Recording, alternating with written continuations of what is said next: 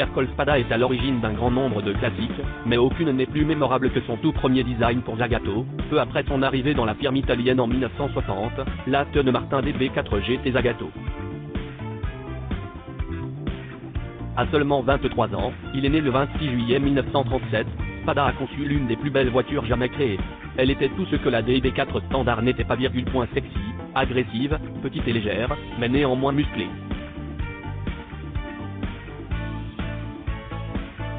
Aston Martin a aimé le design de Zagato, et en a commandé d'autres aux carrossiers italiens.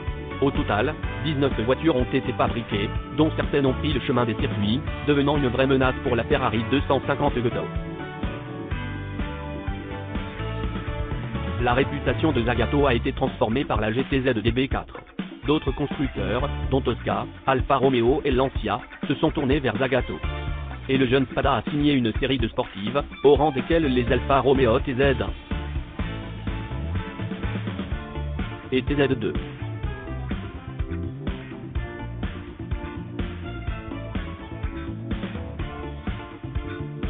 L'Alfa 2600 SZ.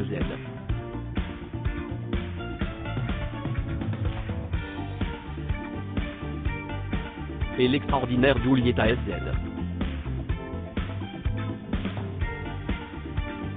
Sans oublier la Lancia Flamina Supersport. Et la Fulvia Sport Zagato.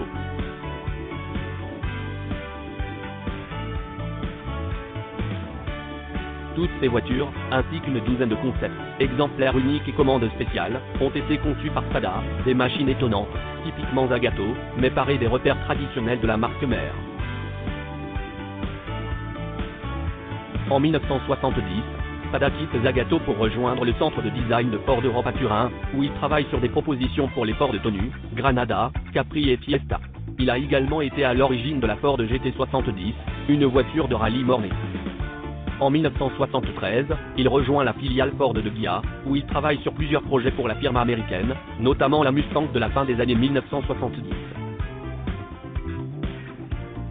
En 1976, il passe un an chez Audi en Allemagne, mais retourne en Europe du Sud et intègre le studio de BMW à Monaco, où il travaille sur les BMW séries 5 et 7 des années 1980. Entre 1983 et 1993, Spada dirige l'Institut EDA, la maison de design derrière la Tata Indica. Parmi ses autres travaux, citons le projet révolutionnaire Tipo Quattro, qui a précédé le concept très médiatisé de plateforme partagée de Ferdinand Piëch chez VW. Le projet Spada et EDA donne naissance à 7 modèles basés sur la même plateforme, allant jusqu'à utiliser le même emboutissage pour les portes. La Fiat Tipo 5 portes, la Berline Tempra et le Break Tempra,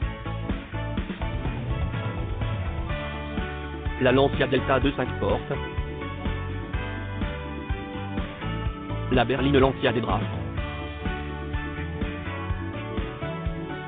et le Break Dedra,